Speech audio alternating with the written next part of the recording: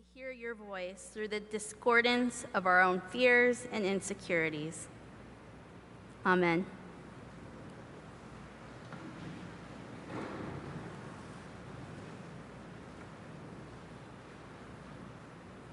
Good morning. Growing up, my family served the Trinity: church, softball, and marching band. It was all fun and games until high school. High school marching band is when things really got serious. Once I became a full-fledged member of the Green Machine Marching Band, everything was completely different. I can't begin to tell you how many times I've heard the incomplete sentence, "this one time at band camp." So let me tell you what band camp was really like. Band camp was 5 to 10 days of crazy intense work to be on the field at 6:15 for a 6:30 start time, because in the Dorado Marching Band, to be early was to be on time was to be late, and to be late was to be deadly. It was learning new stretches that you've never heard of, to stretch out muscles that you never knew you even had, only to cramp from low electrolyte counts later. It was getting to meet some very, very cool people, and some, well, people who played other instruments.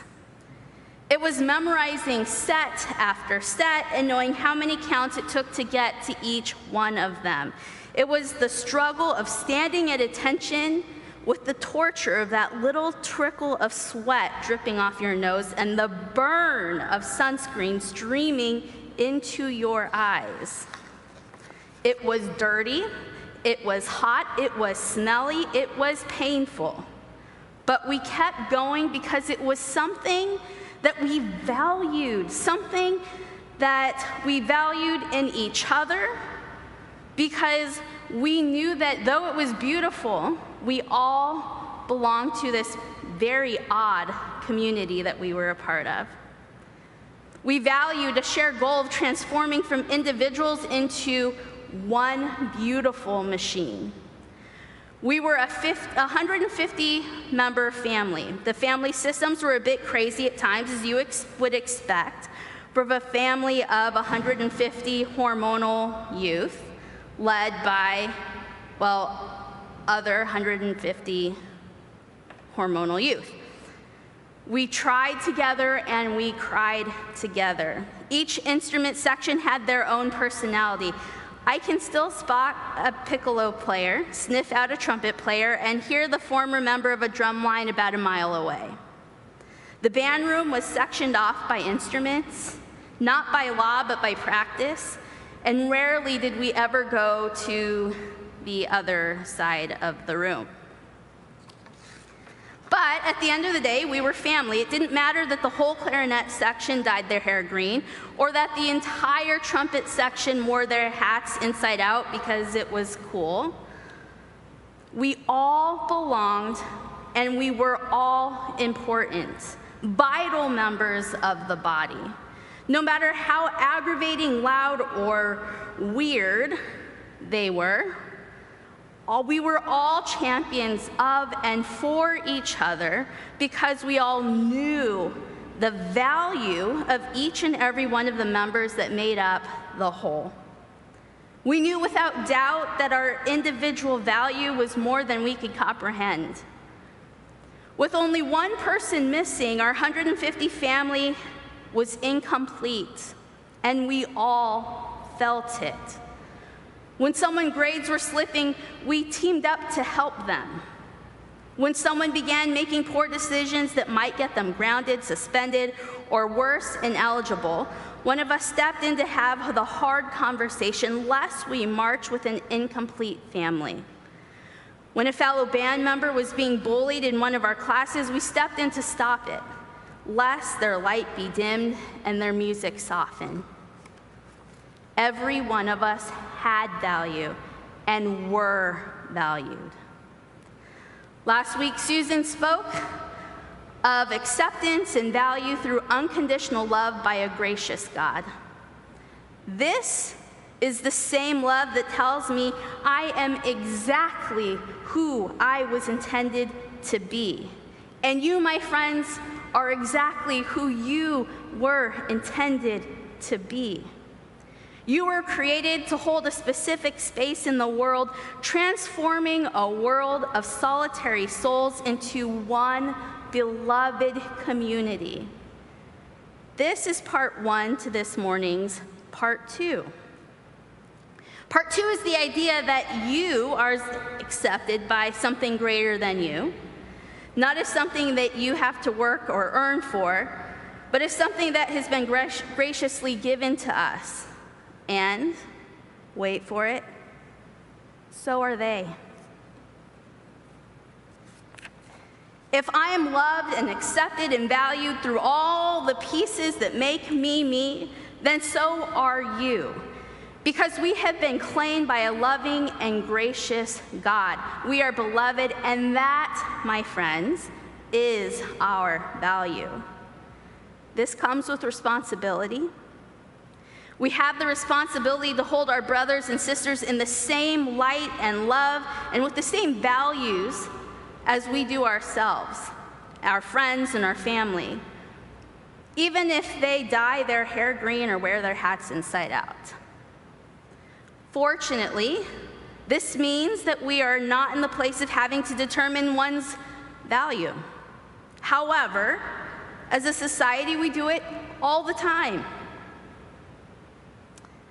This week, we lost many lives to sea. Like many of you, the news of 5 passengers aboard the Titan submersible the last few days had me so worried for the passengers and their families. I couldn't help but wonder if they were battling feelings of fear, doubt, regret.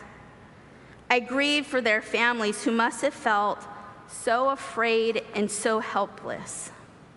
Updates on the amounts of oxygen left on board hit like wave after wave, as live breaking news updates on my phone, over the radio, on podcasts, on newspaper headlines, in my email, as breaking news on Facebook, and in countless conversations. Was there knocking or was there not? What took so long for OceanGate to report the missing vessel and get the government involved? Reporters, media personalities, and experts of different kinds poured over the contract that was signed by the passengers in order to try to conduct their own assessment of who was at fault. I learned more about submersibles than I ever thought possible. I found myself rooting for their rescue and praying that they would be found. With this, the loss of life felt like a very heavy loss. And I pray for the repose of their souls and that their families will be comforted with a stillness beyond our understanding. Scrolling through my news feed, towards the end of the feed, was a picture of a boat of what looked like 100 people or so to be on it, which read, "Hundreds of people are thought to have drowned when the overcrowded boat capsized." This week, at the very same time, hundreds of Pakistani, Syrian, Egyptian, and Palestinian refugees and migrants drowned when, on a crowded boat they were fleeing, capsized. The 100 or so passengers were rescued. Believe that there were as many as 150 people on board, including 100 children in the hold. As of now, there are 82 confirmed dead and over 500 missing. According to the BBC, this is considered to be one of the worst migrant boat disasters in the Mediterranean in recent years. As different government officials argue about whether or not people on the fishing boat even wanted help, one cannot help but notice the dramatic difference in attention that these two stories got. In Matthew, Jesus says, "For where your treasure is, there will be your heart also." I can't help but wonder how and why we choose to value people differently. We're making it so much harder on ourselves than we need to because we don't have to choose. The gospel calls us to value all of God's children as she does, because we are in her and she is in every one of us, all of us. In fact, we make this promise every time we restart our baptismal vows: to seek and to serve Christ in all persons, loving our neighbor as ourselves, and to strive for social justice and peace among all people and respect the dignity of every human being. Valuing our neighbors as God does is not a passive practice, but it's a verb, it's an action. We seek and serve Christ in all persons. We will strive for justice and peace among all people and the dignity of every human being. We fight for, we defend, and we nurture the things that we value and hold the most dear.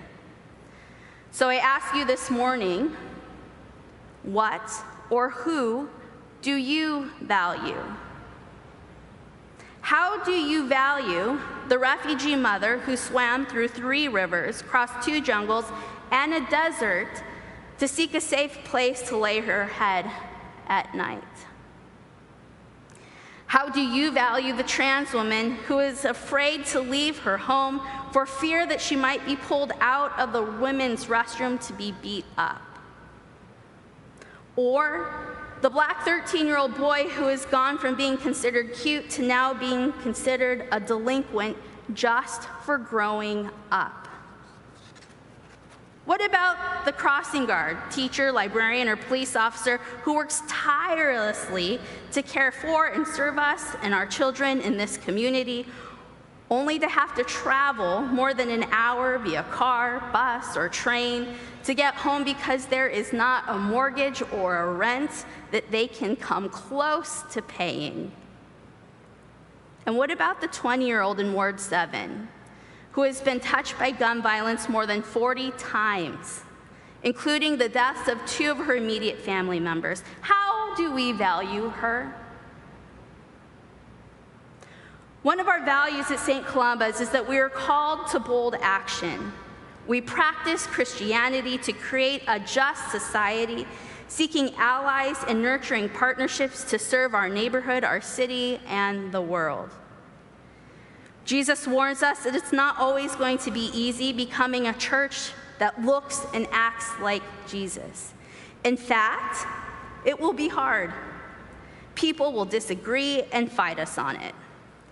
He tells us that we have to keep going. We must continue to fight for, defend, and nurture the value that everyone brings to the table, to this table. Because the only thing that can destroy us is denying him before others, denying our neighbors and the blessed place that they hold in the beloved community, denying the value that every one of us holds. Have you noticed that we are marching with an incomplete family? Whom are we missing? And whom can you invite? Amen.